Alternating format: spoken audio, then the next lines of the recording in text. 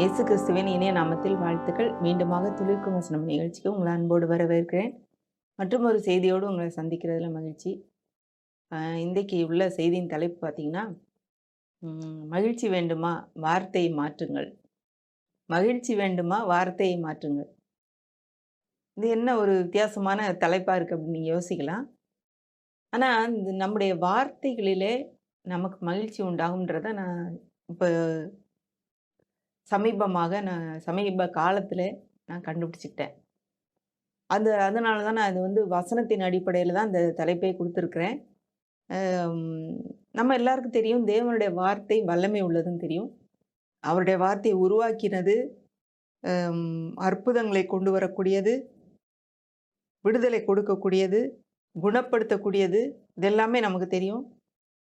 யோவான் 1ஆம் அதிகாரம் 1ஆம் வசனத்தில் ஆதியிலே வார்த்தை இருந்தது, அந்த வார்த்தை தேவனிடத்தில் இருந்தது, அந்த வார்த்தை தேவனாய் இருந்தது அப்படின்னு சொல்லி பார்க்குறோம். அப்படின்னா வார்த்தையாகி இயேசு கிறிஸ்து ஆதியிலே இருந்தார்ன்றது நமக்கு தெரியும். ஏன்னா 11ஆம் வசனத்தில் அந்த வார்த்தை, யோவான் 1:14 அந்த வார்த்தை மாம்சமாகி கிருபையினாலும் சத்தியத்தினாலும் நிறைந்தவராய் நமக்குள்ளே வாசம் பண்ணினார். அந்த வார்த்தை ஆதியிலே தேவனிடத்தில் இருந்த அதே வார்த்தை நமக்குள்ளே வாசம் பண்ணினார்னா, அந்த வார்த்தை தான் தேவன்கிட்ட இருந்த வார்த்தை மாம்சமாக மாறி இயேசு கிறிஸ்துவாக நமக்குள்ளே வாசம் பண்ணினார். இது நமக்கு எல்லாருக்கும் தெரியும். இயேசு கிறிஸ்துவின் வார்த்தைக்கு வல்லமை இருக்குதா? வல்லமை இருந்தது, மாற்றக்கூடியதாக இருந்தது, சுகம் கொடுக்கக்கூடியதாக இருந்தது. அதுக்கு நம்ம ஒரு சின்ன உதாரணம் பார்த்தீங்கன்னா, மத்தேயு 8ஆம் அதிகாரம் 5ஆம் வசனத்துலேருந்து ஒரு சில வசனங்களை நான் வாசிக்கிறேன். இயேசு கப்பர்நகூமில் பிரவேசித்த போது 100க்கு அதிபதி ஒருவன் அவரிடத்தில் வந்து, ஆண்டவரே, என் வேலைக்காரன் வீட்டிலே திமிர்வாதமாய் கிடந்து கொடிய வேதனைப்படுகிறான் என்று அவரை வேண்டிக் கொண்டான். அதற்கு இயேசு, நான் வந்து அவனை சொஸ்தமாக்குவேன் என்றார். 100க்கு அதிபதி பிரதியுத்தரமாக, ஆண்டவரே, நீர் என் வீட்டுக்குள் பிரவேசிக்க நான் பாத்திரன் அல்ல.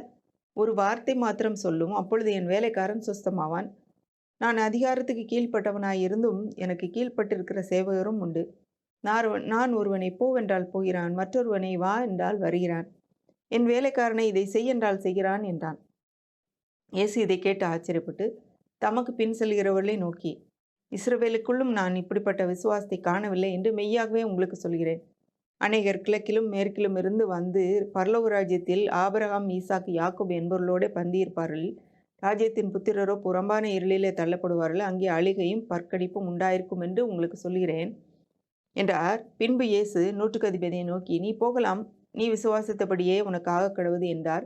அந்த நாளிகையிலே அவன் வேலைக்காரன் சுஸ்தமானான். இதில் பார்த்தீங்கன்னா, ஆண்டவர் வந்து நான் சுஸ்தமாக்குறேன், அவனை சுகமாக்குறேன். ஏன்னா அவர் முன்னாடி அந்த சுயனமானவன் இல்லை, வீட்டில் எங்கேயோ சுயனமாக இருக்கிறான். இந்த அதிபதி தான் வந்து கேட்குறான். ஆனால் ஆண்டவர் என்ன சொல்கிறாரு, நான் வரேன் அப்படின்னோடனே இவர் சொல்கிறாரு, ஐயோ நீங்கள் வர வேண்டாம், ஏன்னா என் வீட்டுக்கு நீங்கள் வர்றதுக்கு எனக்கு தகுதி இல்லை, நீங்கள் அவ்வளோ பெரியவங்க, உங்கள் வார்த்தைக்கு அவ்வளோ வல்லமை இருக்குது, அதனால நீங்கள் வார்த்தை மட்டும் சொல்லுங்கள், என் வேலைக்காரன் சுகமாயிருவான்.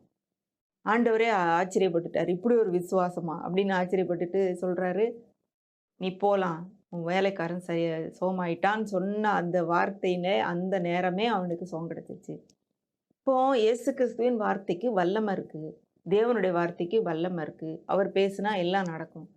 ஆனால் அதே போல் நம்முடைய வார்த்தைகளுக்கு வல்லமையோ ஏதோ ஒன்று இருக்குதா, வார்த்தையில் ஏதாவது இருக்குதா அப்படின்னு நீங்கள் கேட்கலாம். ஆனால் நான் வாசித்த அந்த வேத பகுதி என்னை ஆச்சரியப்பட வச்சிச்சு. என்ன வசனம்னு பார்த்தீங்கன்னா, நீதிமொழிகள் 15:23, மனுஷனுக்கு தன் வாய் மொழியினால் மகிழ்ச்சி உண்டாகும், ஏற்ற காலத்தில் சொன்ன வார்த்தை எவ்வளவு நல்லது. இதை நான் திரும்ப திரும்ப வாசிக்கும்போது எனக்கு இந்த பகுதி வந்து எனக்கு வந்து அதிகமாக என்னை சிந்திக்க வச்சுச்சு. மனுஷனுக்கு தன் வாய் மொழியினால் மகிழ்ச்சி உண்டாகும். மனுஷனுக்கு அடுத்தவங்க வாய் மொழியினால், வாய் சொல்லினால், அடுத்தவங்க சொல்கிற சொல்லினால் மகிழ்ச்சி உண்டாகும் நீங்கள் சொல்லலை, தன் வாய் மொழியினால் மகிழ்ச்சி உண்டாகும். அப்போது யோசித்து பார்த்தேன், என்னுடைய மகிழ்ச்சிக்கும் என்னுடைய வாய்மொழிக்கும் ஏதோ சம்மந்தம் இருக்குது. என்னுடைய வாயில் நான் பேசுகிற காரியங்களுக்கும் நான் மகிழ்ச்சியாக இருப்பதற்கும் ஏதோ ஒரு தொடர்பு இருக்குதுன்றதை நான் கண்டுபிடிச்சேன். அடுத்த பாருங்க, ஏற்ற காலத்தில் சொன்ன வார்த்தை எவ்வளவு நல்லது.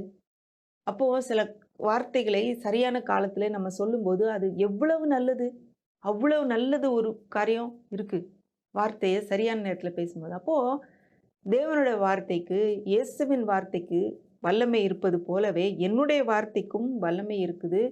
அது என்னை மகிழ்ச்சிப்படுத்த முடியும், அது என்னை துக்கப்படுத்த முடியும். அது நல்லதா இருக்க முடியும், அது கெட்டதாயும் இருக்க முடியும். அப்போ இந்த காரியங்கள் என்னுடைய கண்ட்ரோல்ல இருக்கு. என்னுடைய மகிழ்ச்சி என்னுடைய கண்ட்ரோல்ல இருக்கு. என்னுடைய கண்ட்ரோல் மட்டும் இல்லை, என்னுடைய வாயின் வார்த்தைகள்ல இருக்குன்றத ஆண்டவர் எனக்கு காண்பித்தார். இன்னும் சில வசனங்கள உங்களுக்கு காட்டுறேன். நீதிமொழிகள் 16:24. இனிய சொற்கள் தேன்கூடு போல ஆத்துமாவுக்கு மதுரமும் எலும்புகளுக்கு ஔஷதமும் ஆகும். இதுல இனிய சொற்கள், கடுமையான சொற்கள் இல்லை, கடின சொற்கள் இல்லை, அடுத்தவங்களை குத்துற சொற்களோ புண்படுத்துகிற சொற்களோ இல்லை. இனிய சொற்கள் தேன் கூடு போல ஆத்துமாவுக்கு மதுரம். எப்படி நம்ம சரி நம்ம ஒரு இனிப்பு சாப்பிட்டா நம்முடைய உடலுக்கு நம்முடைய நாக்குக்கு எவ்வளோ ஒரு டேஸ்டாக இருக்குதோ அதே போல் இனிமையான சொற்கள் நம்முடைய ஆத்துமாவுக்கு மதுரம் டேஸ்டாக இருக்குமா, எலும்புகளுக்கு ஔஷதமாக இருக்குமா. ஔஷதம்னா மருந்து, மெடிசின் டு த போன்ஸ். நம்முடைய எலும்புகளுக்கு மருந்தாக இருக்குமா. நீதிமொழி அடுத்து இன்னொரு வசனத்தை காட்டுறேன். நீதிமொழிகள் 15:26. துன்மார்க்கருடைய நினைவுகள் கர்த்தருக்கு அருவருப்பானவைகள், சுத்தவான்களுடைய வார்த்தைகளோ இன்பமானவைகள். இதில் பாருங்க, அந்த சுத்தவான்களுடைய வார்த்தைகள் இன்பமானவை, துன்பமானவை இல்லை, கஷ்டத்தை கொடுக்கிறவைகள் அல்ல, இன்பமானவை. வார்த்தைகள் இன்பத்தை கொடுக்க முடியும். இல்லை ஏதோ ஒன்று கொடுத்தாதான் நமக்கு இன்பம் அப்படின்னு இல்லை, நம்முடைய பேசுகிற வார்த்தைகளே நமக்கு இன்பத்தை கொடுக்க முடியும். இன்னொரு வசனத்தை வாசிக்கிறேன். 25:11. நீதிமொழிகள், ஏற்ற சமயத்தில் சொன்ன வார்த்தை வெள்ளித்தட்டில் வைக்கப்பட்ட பொற்பழங்களுக்கு சமானம்.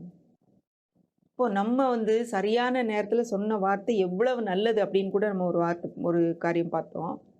ஆனால் இந்த இதில் பார்த்தீங்கன்னா, ஏற்ற சமயத்தில் சொன்ன வார்த்தை, சரியான நேரத்தில் சரியான டைமில் கரெக்ட் டைமில் சொன்ன வார்த்தை எப்படியா, ஒரு வெள்ளி தட்டில் வச்ச பொற்பழங்கள், பொன்னால் செய்யப்பட்ட பழங்களை வெள்ளி தட்டில் வச்சா எவ்வளோ அது ஒரு விலை மதிப்புள்ளது, விலையேற பெற்றது, அதுக்கு எவ்வளோ காஸ்ட்லி அது. அப்படிப்பட்ட ஒரு விலை உயர்ந்த ஒன்றுக்கு சமானமாக அது ஏற்ற சமயத்தில் சொன்ன வார்த்தை.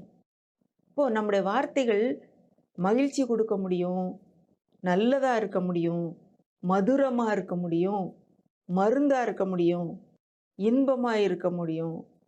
அது மதிப்புள்ளதாய் விலை உயர்ந்ததாய் இருக்க முடியும். ஆனால் அதே நேரம் நம்முடைய வார்த்தைகள் துக்கப்படுத்த முடியும், காயப்படுத்த முடியும், கசப்பாக இருக்க முடியும்.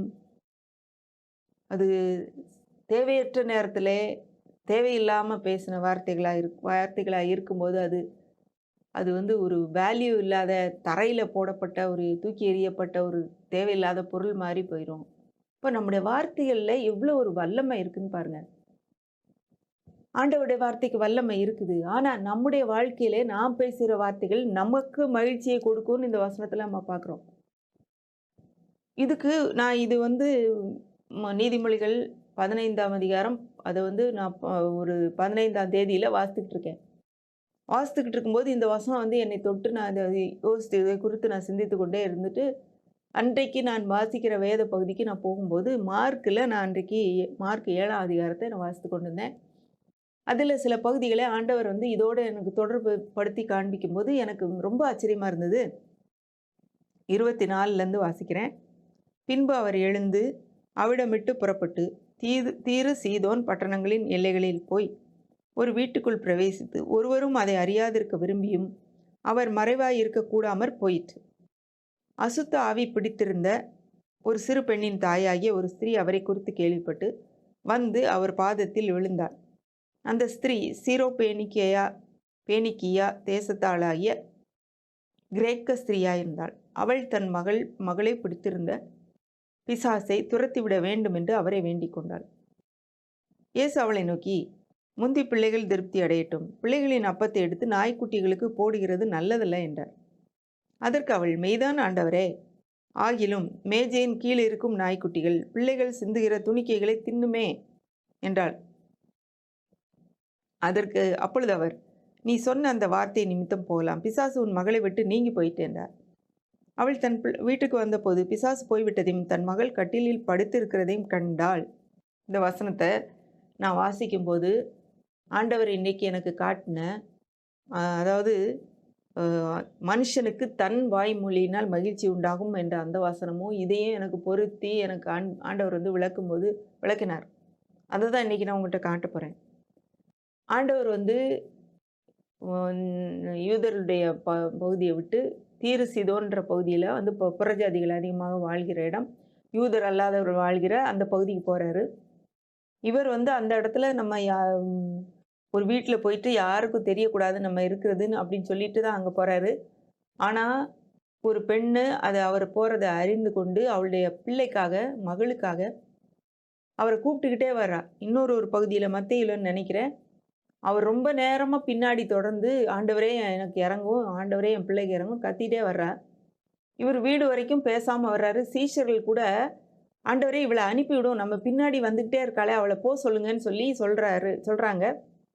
ஆனால் ஆண்டவர் ஒரு பதிலும் சொல்ல பேசாமல் வீட்டுக்கு வந்தோடனே வீட்டில் வந்து ஆண்டவருடைய பாதத்தில் விழுந்து பிள்ளைக்கு சோகத்தை கேட்குறா. அப்போ ஆண்டவர் என்ன சொல்கிறாரு, என் பிள்ளைக்கு வந்து பிசாசு பிடிச்சிருக்கு, அதை நீங்கள் துரத்தி விடணும். ஆனால் பிள்ளை இங்கே கூட்டிகிட்டு வரல. நம்ம இதுக்கு முன்னாடி பார்த்தோமே அதே போல தான் அந்த ஒரு வேலைக்காரனுக்கு சுகம் கிடைக்க வந்தவனை போல தான் இவளும் மகள் வீட்டில் இருக்கா, இவ வர்ற. ஆனால் ஆண்டவர் சொன்ன ஒரு காரியம் நம்மளை சிந்திக்க வைக்குது பாருங்க. ஏசு அவளை நோக்கி, முந்தி பிள்ளைகள் திருப்தி அடையட்டும், பிள்ளைகளின் அப்பத்தை எடுத்து நாய்க்குட்டிகளுக்கு போடுகிறது நல்லதல்ல அப்படிங்கிறார். இப்போ ஆண்டவர் வந்து அவரிடத்துல வந்த யாரையும் வந்து நான் உனக்கு சுகம் கொடுக்க மாட்டேன், நீ போ அப்படின்னு சொன்னது கிடையாது. இது வரைக்கும் எந்த ஒரு ஆளையும் சொன்னதில்லை. ஆனால் இவள்கிட்ட என்ன சொல்கிறாரு, நான் வந்து பிள்ளைகள்ன்றது யாரை சொல்கிறாருன்னா யூதர்களை சொல்கிறாரு. அவர்கள் திருப்தியான பிறகு அவங்களுக்கு போடுற சாப்பாடை தூக்கி நான் நாய்க்குட்டிக்கு போட முடியாது, முதல்ல அவங்களுக்கு போடுறேன் அப்படின்னு சொல்கிறாரு. அப்போது அவளுக்கு வந்து அந்த சூழ்நிலை வந்து அவளுக்கு சாதகமாக இல்லை. நமக்கு சுகம் கொடுக்குறவர் முன்னாடி இருக்கிறாரு, விடுதலை கொடுப்பாருன்னு தெரியும். எத்தனையோ காரியங்களை செஞ்சுருக்கிறாரு, மருத்துவர்களை உயிரோடு எழுப்பியிருக்கிறார், அநேகருக்கு விடுதலை கொடுத்துருக்கிறாரு, குருடன் கண்ணு திறந்திருக்கு, நிறைய பிசாசுகளை துரத்தியிருக்காரு. கண்டிப்பாக என் பிள்ளைக்கு பிசாசு தொந்தரவு இருக்குது, அது இழந்து விடுதலை கொடுக்க முடியும்னு அவருக்கு தெரியும். ஆனால் அவர் என்ன சொல்கிறாரு, பிள்ளையின் அப்பம் அது வந்து நாய்க்குட்டிகளுக்கு கிடையாதுங்கிறார். அப்போது அவர் பேச்சிலேருந்து என்ன தெரியுது, இவளை வந்து நாய்க்குட்டி அப்படின்ட்டார். அதாவது அன்றைக்குள்ள யூதர் அல்லாதவர்களை நாய்கள்னு சொல்லுவாங்களாம். அதை கொஞ்சம் ஜென்டிலாக சொல்கிற மாதிரி இருக்குது. இவளுக்கு அது ஒரு உற்சாகத்தை கொடுக்குற வார்த்தை கிடையாது, இவளுக்கு ஏமாற்றத்தை கொடுக்கக்கூடிய வார்த்தை, இவளுக்கு அவர் தர முடியாதுன்னு சொல்கிற மாதிரி ஒரு வார்த்தை. இதே சூழ்நிலையில் நம்ம வந்து அந்த இடத்துல போயிருந்தோன்னா நம்ம என்ன பேசியிருப்போம் அப்படின்னு யோசித்து பார்க்கும்போது, ஐயோ என்னைய நாய்க்குட்டின்னு சொல்லிட்டாரு, என்னை நாயின்னு சொல்லிட்டாரு, இவரே வந்து என்னைய வந்து இப்படி பேசிட்டாரு, இப்போ இவர் எங்கே எனக்கு செய்ய போகிறாரு, அவர் தான் எனக்கு விடுதலை கொடுக்க முடியும்னு நினச்சேன், ஆனால் அவரே முடியாதுன்னு சொல்லிட்டாரு, எனக்கு பிரயோஜனமே இல்லை, எனக்கு வாய்ச்சது இவ்வளோதான், எப்போவுமே எனக்கு இப்படி தான் நடக்கும்னு சொல்லி ஒன்று அழுகலாம், இல்லை ஆண்டவர்கிட்டே சண்டைக்கு போயிருக்கலாம். நீங்கள் எப்படி என்னை நாயின்னு சொல்ல போச்சு, நான் உங்களை எவ்வளோ நல்லவர்னு நினச்சேன், நீங்கள் எவ்வளோ அன்புள்ளவர்னு நினச்சேன், நீங்கள் என்னை நாயின்னு சொல்லிட்டீங்களேன்னு பேசலாம்.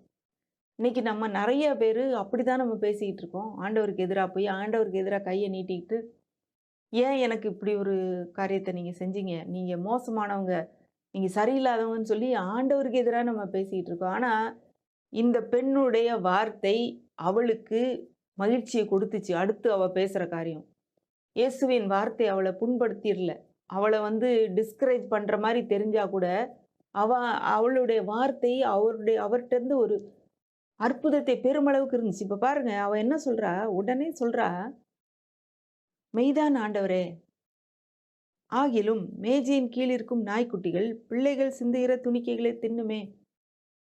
என்ன சொல்கிறா, தன்னை தாழ்த்துறா. அவளுக்கு அந்த நேரத்தில் வேண்டியது ஆண்டவரிடத்துலேருந்து அற்புதம். அந்த அற்புதம் வேணும்னா அவருக்கு எதிர்த்து நின்று அவருடைய வார்த்தைக்கு எதிர்த்து பேசிகிட்டு இருந்தா அங்கே கிடைக்கிறதுக்கு வாய்ப்பே இல்லை. அவள் சொல்கிறது உண்மைதான், நீங்கள் சொல்கிறது கரெக்டு தான், நீங்கள் யூதர்களுக்கு தான் வந்தீங்க, ஆனால் மேஜையில எல்லா பிள்ளைங்களும் சாப்பிட்டுட்டு இருந்தா, கீழ கீழ கீழ விழுகிற ஒரு சின்ன துண்டு அப்பத்த வச்சு கூட அந்த நாய்க்குட்டிகளுக்கு அது கூட போதுமே! அத சாப்பிடுமே அந்த நாய்க்குட்டி. அப்படி சின்ன நீங்க போடுற சின்ன ஒரு துணிக்க கூட எனக்கு எனக்கு வந்து விடுதலை கொடுக்க முடியும்னு தன்னுடைய விசுவாசத்தை அந்த சூழ்நிலையே தன்னுடைய வார்த்தையின் மூலமாக வெளிப்படுத்துறா. இப்ப இன்னைக்கு அவளுக்கு உடனே ஆண்டவர் வந்து ஆச்சரியப்பட்டு என்ன சொல்றாரு? "நீ சொன்ன அந்த வார்த்தை நிமித்தம் போகலாம். பிசாசு உன் மகளை விட்டு நீங்கி போயிற்று." அவ ஒருவேள அழுது போயிருந்தான்னா, கிடைச்சிருக்காதுன்னு நான் நெனைக்கிறேன். அல்லது ஆண்டவருக்கு எதிர்த்து பேசியிருந்தா கூட, நீங்கலாம் கடவுளே கிடையாது. நீங்க ஒரு கரிசனை இல்லாதவர், அன்பு இல்லாதவர். சும்மா அப்படின்னு என்ட்டயாவது பேசியிருந்தான்னா கூட கிடைச்சிருக்காது. ஆனா, அவள் தன்னை தாழ்த்தி, தன்னுடைய வார்த்தையை சரியான விதத்தில அவளுக்கு மகிழ்ச்சிய குடுக்குற வார்த்தைய பேசுறா.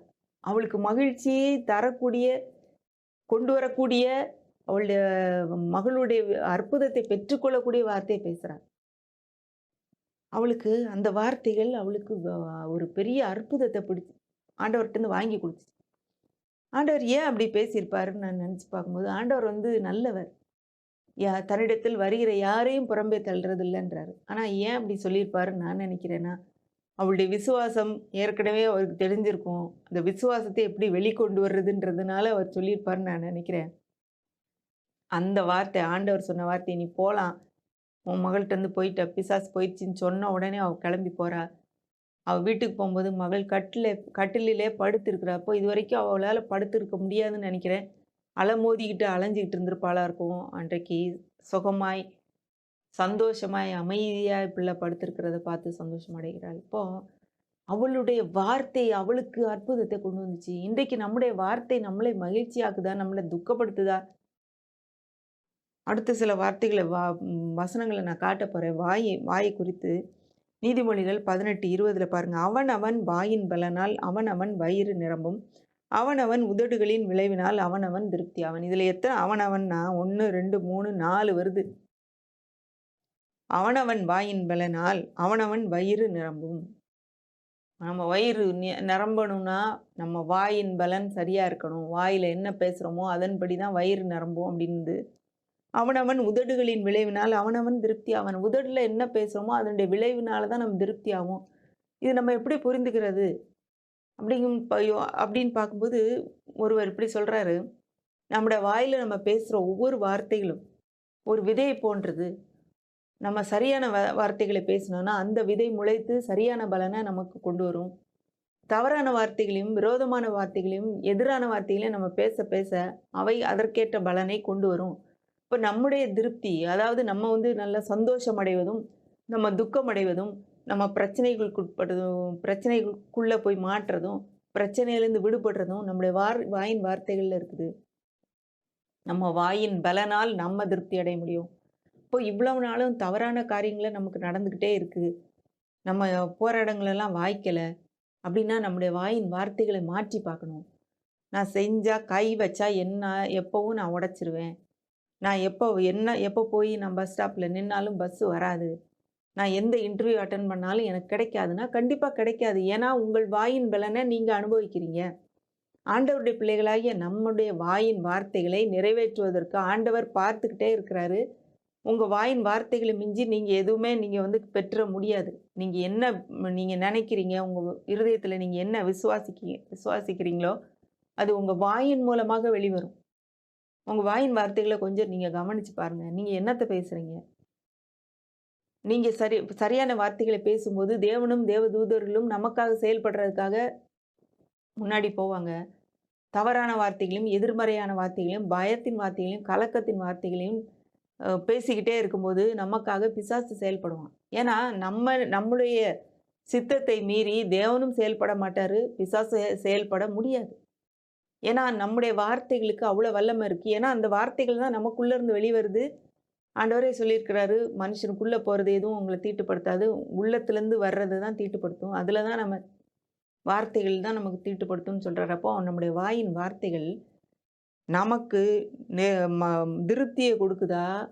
இல்ல எண்ணத்த குடுக்குதுன்னு நம்ம இன்னைக்கு யோசிச்சு பார்க்கணும். அவனவன் வாயின் பலனால் அவனவன் வயிறு நிரம்பும். அவனவன் உதடுகளின் விளைவினால் அவனவன் திருப்தி ஆவான். அடுத்தவங்க இப்படி பேசிட்டாங்க, இவங்க அப்படி பேசிட்டாங்க, எங்க பெற்றோர் இப்படி பேசினாங்க, எங்க ஆசிரியர் இப்படி பேசினாங்க. யார் இப்படி பேசுனதுனால நீங்க இப்படி இருந்தாலும் உங்க வாய மாத்தி பாருங்க, வாயின் வார்த்தைகள. 18:21 பாருங்க. மரணமும் ஜீவனும் நாவின் அதிகாரத்தில் இருக்கும். அதில் பிரியப்படுகிறவர்கள் அதன் கனியை புசிப்பார்கள். இப்போ நம்முடைய நாவின் அதிகாரத்துல என்ன இருக்குதாம்? மரணமும் இருக்குதாம், ஜீவனும் இருக்குதாம். அதில் நம்ம பிரியப்படுறோம்னா, நம்ம அதனுடைய கனியை புசிப்போம். அப்படின்னா அதனுடைய பலன். நீங்க மரணத்துல பிரியப்படுறீங்கன்னா, மரணம்னோனே வெறும் சாவு மட்டும் கிடையாது. மரணம்னா எதிர்மறையான காரியங்கள். அ நமக்கு பிரியமில்ல, நமக்கு நடக்கக்கூடாத காரியங்கள், நமக்கு அதாவது உறவில முறிவு, ஒரு சுகவீனம், இதெல்லாம் மரணத்துக்கு ஏதுவான காரியங்கள். அப்போ இப்படிப்பட்ட காரியங்கள் எல்லாம் நம்முடைய நாவின் அதிகாரத்தில் இருக்குது. நமக்கு எது பிடிக்குமோ அதனுடைய கனியை நம்ம புசிப்போம். இப்போ ஜீவனுக்கு ஏதுவான காரியங்கள பேசுனா, ஆசீர்வாதமான காரியங்கள பேசுறோம். சரியான காரியங்கள வேத வசனத்துக்கு ஏற்ற காரியங்கள பேசுறோம்னா, நம்ம அதனுடைய விளைவை நாம் அனுபவிக்க முடியும். ஆனால் எதிர்மறையான காரியங்கள், தேவன் வந்து சுகத்த கொடுப்பார்ன்றது நம்பாம, நான் எனக்கு இப்படிதான் ஆகும். நான் இத சாப்பிட்டேன்னா கண்டிப்பா இப்படிதான் ஆகும்னா, அப்படிதான் ஆகும். இல்ல தேவன் என்னோடு இருக்கிறார். என்னுடைய சரீரத்தை படைத்த தேவன் எனக்கு சுகத்தை கொடுத்திருக்கிறார். நான் சுகமாய் வாழ்வேன். நான் நான் என்னுடைய அப்பமும் தண்ணீரும் ஆசீர்வதிக்கப்பட்டிருக்கும். வியாதி என்னை விட்டு விலகி இருக்கும். நான் வேதவசனத்தின்படி சொன்னேன்னா, அதனுடைய கனியை நான் புசிப்பேன். இது என்ன சும்மா சொல்றதான்னு நீங்க நினைக்கிறீங்க? இல்ல. வேத வசனத்தோடு சேர்ந்து இணைந்து பேசும்போது தேவன் செயல்படுகிறார் நமக்காக. நம்ம ஒருவேளை எதிர்மறையான சூழ்நிலையா இருந்தாலும் அதை மாற்றுறதுக்கு நம்ம தேவனுக்கு கதவை திறந்து விடுகிறோம். இல்ல நம்ம எதிர்மறையாக பேசிக்கிட்டு இருந்தோம்னா, பிசாசுக்கு கதவை திறந்து விடுறோம். இன்னொரு வசனம் பாருங்க. மத்தேயு 12:36 மனுஷர் பேசும் வீணான வார்த்தைகள் யாவையும் குறித்து நியாயத்தீர்ப்பு நாளிலே கணக்கு ஒப்புவிக்க வேண்டும் என்று உங்களுக்கு சொல்கிறேன். இது வந்து இயேசுவானவர் சொன்ன வார்த்தை. வீணான வார்த்தைகள் ஒவ்வொன்றை குறித்து இப்போ எத்தனை முறை நாம் தேவையற்ற வார்த்தைகள், எதிர்மறையான வார்த்தைகள், பயத்தை வெளிப்படுத்தும் வார்த்தைகள், மற்றவர்களை மட்டுப்படுத்தும் வார்த்தைகள், சண்டையை தூண்டிவிடும் வார்த்தைகள், புறங்கூறுற வார்த்தை, எத்தனை வார்த்தைகளை நம்ம பேசியிருப்போம். ஒவ்வொரு வார்த்தைகளையும் குறித்து தேவனுக்கு கணக்கு ஒப்புவிக்க வேண்டுமா? நியாயத்தீர்ப்பு நாளிலே. எபேசியர்ல ஒரு வசனத்தை வாசிக்கிறேன். எபேசியர் 4:29 கெட்ட வார்த்தை ஒன்று உங்கள் வாயினின்று புறப்பட வேண்டாம். பக்தி விருத்திக்கு ஏதுவான நல்ல வார்த்தை உண்டானால் அதையே கேட்கிறவர்களுக்கு பிரயோஜனம் உண்டாகும்படி பேசுங்கள். இப்போ கெட்ட வார்த்தை அப்படின்னோடனே நம்ம நினைக்கிறோம் ஒரு அசிங்கமான லோ ரேட்டு வார்த்தைகள் அப்படின்னு நம்ம நினைக்கிறோம். அசிங்கமான வார்த்தைகளை தான் நம்ம கெட்ட வார்த்தைன்னு பேசுகிறோம். ஆனால் நேர்மறை இல்லாத இதில் நல்ல வார்த்தைக்கு என்ன போட்டிருக்கு? பக்தி விருத்திக்கு ஏதுவான நல்ல வார்த்தை, மற்றவங்களுக்கு நல்ல மற்றவங்களை கட்டி எழுப்பக்கூடிய வார்த்தைகள், மற்றவர்களுக்கு ஆசீர்வாதமான வார்த்தைகள், அவர்களுக்கு விடுதலை கொடுக்கக்கூடிய வார்த்தைகள், அவர்களுக்கு உற்சாகத்தை கொடுக்கக்கூடிய வார்த்தைகள், அப்படிப்பட்ட வார்த்தைகள்லாம் நல்ல வார்த்தைகள் உண்டானால் அது இருந்துச்சுன்னா அது கேட்கிறவர்களுக்கு பிரயோஜனம் உண்டாகும்படி பேசுங்க. நம்ம வார்த்தை அவங்களுக்கு பிரயோஜனத்தை கொடுக்காதுன்னு நினச்சிங்கன்னா பேசாதீங்க அப்படின்னு சொல்லி இந்த வசனம் சொல்லுது. அப்போ கெட்ட வார்த்தைன்னா அசிங்கமான வார்த்தை இல்லை, அடுத்தவங்களுக்கு பிரயோஜனம் இல்லாத வார்த்தை, அடுத்தவங்களை கீழே இழுத்து போடுற வார்த்தை, அவர்களை மட்டுப்படுத்துகிற வார்த்தைகள், அதுதான் கெட்ட வார்த்தை. பிரயோஜனம் உண்டாகும்படி பேசுங்கள். அடுத்தது யாக்கோபு 2ஆம் அதிகாரம் 3ஆம் அதிகாரத்தில் நிறைய வசனங்கள் நாவை பற்றி வருது, நம்முடைய வார்த்தைகளை பற்றி வருது. அதை நான் வாசிக்கிறேன். யாக்கோபு 3:2 நாம் எல்லாரும் அநேக விஷயங்களில் தவறுகிறோம். ஒருவன் சொல் தவறாதவனானால் அவன் பூரண புருஷனும் சரீரம் முழுவதும் கடிவாளத்தினால் அடக்கி கொள்ளக்கூடியவனுமாய் இருக்கிறான். இப்போ பாருங்க, நம்முடைய சரீரத்தை அடக்க வேண்டுமென்றால் சொல் தவறாதவனாய் இருக்க வேண்டும் அப்படின்னு போட்டிருக்கு. ஒருவன் சொல் தவறாதவனானால் அவன் பூரண புருஷன், ஒரு கம்ப்ளீட் மேன், அவன் ஒரு நல்ல ஒரு முற்று பெற்ற மனிதன், அவன் அறகுறை கிடையாது. சொல்ல செய்வான் அப்படின்னா அவருக்கு நல்ல ஒரு முற்று பெற்ற மனிதன், தன்னுடைய சரீரத்தை அடக்கக்கூடியவன். ஆனால் இன்னைக்கு பார்த்தீங்கன்னா நம்ம சொல்கிறது ஒன்று செய்கிறது ஒன்று. வருவேன்னு சொன்னால் வர்றதில்ல, இதை செய்வேன்னா செய்கிறதில்ல. இதெல்லாம் வந்து சர்வசாதாரணமாக போயிடுச்சு. ஆனால் நம்ம இப்படி நடக்க நமக்கு வந்து நம்முடைய வார்த்தைகள் நமக்கு எதிராக தான் செயல்படும். நம்முடைய வாயின் வார்த்தைகளால் நமக்கு மகிழ்ச்சி கிடைக்காது. மனுஷனுக்கு தன் வாயின் மொழியினால் மகிழ்ச்சி உண்டாகும் அப்படின்னு சொல்லியிருக்குதே. நம்ம பேசுகிறதும் நம்முடைய செயலும் சரியான விதத்திலே சொல் தவறாமல் நம்ம இருக்கும்போது தான் நம்முடைய விசுவாசம் வேலை செய்யும். ஏன்னா, நம்முடைய வார்த்தை ஒரு மாதிரி, நம்முடைய செயல் ஒரு மாதிரி இருந்தா, நம்முடைய விசுவாசம் வெளிப்படல, விசுவாசிக்கலன்னு அர்த்தம். என் வார்த்தைய நான் நம்பல. அப்படி இருக்கும்போது, ஆண்டவர் சொன்னத நான் எப்படி நம்ப முடியும்? ஆனா, நான் சொன்னத செஞ்சுகிட்டு இருந்தேன்னா, கண்டிப்பா என்னுடைய வார்த்தைகள்ல நான் வந்து நம்புறேன்னு அர்த்தம். இப்படிப்பட்டவர்கள் சொல்லுகிற வார்த்தைகள் கண்டிப்பாக நடக்கும். அதன் மூலமாக விசுவாசம் வெளிப்படும். ஆண்டவர் செயல்படுவார். 3ஆம் வசனம். பாருங்கள், குதிரைகள் நமக்கு கீழ்ப்படியும்படி அவைகளின் வாய்களில் கடிவாளம் போட்டு அவைகளுடைய முழு சரீரத்தையும் திருப்பி நடத்துகிறோம். இதுல பாருங்க, குதிரைகள் வாயில கடிவாளத்தை போட்டு அப்படி இழுக்கிறாங்க. அப்படி அவ்வளோ பெரிய குதிரை அந்த வாயில போட்ட ஒரு கடிவாளத்தை வச்சு அதை டர்ன் பண்ணிடலாம் எந்த பக்கம் வேணாலும். அது மாதிரி தான் நம்முடைய வாயை மாற்றினோன்னா, வாயில் உள்ள சொற்கள், வாயை மாற்றுறதில்ல, வாயில் உள்ள சொற்களை சரியான சொற்களை நம்ம பயன்படுத்தினோன்னா, வாயை அடக்கி சரியான சொற்களை சொல் தவறாமல் நடந்தோமானால் நம்முடைய சரீரத்தையே திருப்ப முடியும். நம்முடைய வாழ்க்கையின் போக்கையே நாம் திருப்ப முடியும். வாழ்க்கை இது வரைக்கும் நமக்கு தவறாக போயிட்டுருக்குன்னா, எதிர்மறையான காரியங்கள் நடந்து கொண்டே இருக்குதுன்னா, நமக்கு பிரியமில்லாத காரியங்கள் அப்படி நம்ம செய்கிறதெல்லாம் சரியில்லாமல் போயிட்டுருக்கு அப்படின்னா, இன்றைக்கு வாயின் வார்த்தைகளை மாற்ற வேண்டும் என்று தீர்மானிங்க. ஆண்டவர் சொன்ன வார்த்தைகளை தவிர நானா வந்து வேற எதையும் பேச மாட்டேன். என்னால் முடியாதனாலும், எனக்கு பலவீனமாக இருக்குனாலும், வேதவாசனம் சொல்லியிருக்கு, பலவீனன் எவனும் தன்னை பலவான் என்று சொல்வானாகன்னு இருக்கு. அதை நான் சொல்ல போகிறேன்.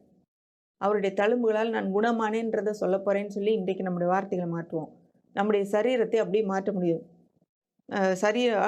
முழு சரீரத்தையும் திருப்பி நடத்துகிறோம். அடுத்த வசனம் பாருங்க, 4ஆம் வசனம்.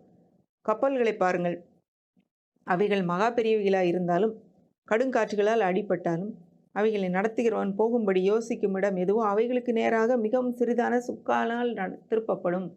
சின்ன ஒரு சுக்கான் வச்சு திருப்புறாங்க. அவ்வளோ பெரிய கப்பல் வந்து எந்த பகுதிக்கு போகணுமோ அந்த பகுதிக்கு நேராக திரும்புது. அவ்வளோ பெரிய கப்பலை ஒரு சின்ன ஒரு சுக்கானை வச்சு திருப்பிடுறாங்க. அதே மாதிரி அப்படியே நாவானதும் சிறிய அவயவமாய் இருந்தும் பெருமையானவைகளை பேசும். பாருங்கள், சிறிய நெருப்பு எவ்வளோ பெரிய காட்டை கொளுத்தி விடுகிறது. அப்போ நாவை வச்சு கொளுத்தி போடலாங்க. அடுத்தவங்க குடும்பத்தை கெடுக்கலாங்க. நம்ம குடும்பத்தையே கெடுக்கலாங்க. நம்ம குடும்பத்துக்குள்ள சண்டை உண்டாக்கலாம். ஆனால் அதே நேரத்தில் மகிழ்ச்சி உண்டாக்கலாம், விடுதலை கொண்டு வரலாம், கட்டி எழுப்பலாம், சுகத்தை கொண்டு வரலாம். மற்றவர்களுக்கு மட்டுமல்ல, நமக்கு மகிழ்ச்சியை கொண்டு வரும் வார்த்தைகளை நாம் பேச முடியும். அப்போ எது எனக்கு மகிழ்ச்சி கொடுக்காதோ அந்த வார்த்தைகளை பேச வேண்டிய அவசியமே இல்லை. வாயில் வந்தால் கூட அதை பேச வேண்டாம். ஏன்னா தேவனுடைய வார்த்தை சொல்லுது, மரணமும் ஜீவனும் நாவின் அதிகாரத்தில் இருக்கும்னு. நமக்குள்ளே வருகிற எதிர்மறையான ஒரு சிந்தனைகளை நம்ம வாய் மூலமாக வெளிப்படுத்தும் போது பிசாசு அதை பிடிச்சிக்கிட்டு நம்முடைய வாழ்க்கையில் செயல்படுகிறான். ஆனால் நேர்மறையான வார்த்தைகளை, தேவன் சொல்கிற வார்த்தைகளை, வசனத்தில் இருக்கிற வார்த்தைகளை நான் பிடித்து அதன்படி நான் பேச ஆரம்பிக்கும் போது தேவனுக்கு நான் ஒத்துழைக்கிறேன். என்னுடைய சரீரத்தை கட்டுப்படுத்தி நடத்துகிறேன். தேவன் எனக்காக செயல்படுவதற்கு தேவதூதர்களை என்னை அனுப்பி என்னை பாதுகாப்பதற்கு நான் அவருக்கு இடம் அளிக்கிறேன். மனுஷனுக்கு தன் வாயின் மொழியினால் மகிழ்ச்சி உண்டாகும். மனுஷனுக்கு அடுத்தவங்க வாயின் மொழியில இல்லை, தன்னுடைய வாயின் மொழியினால். இன்றைக்கு தேவன் நம்மகிட்ட ஒவ்வொருத்தட்டையும் சொல்ல விரும்புகிறது அதுதான். உங்களுடைய வார்த்தை உங்களுக்கு மகிழ்ச்சி கொடுக்குதா? யோசித்து பாருங்க.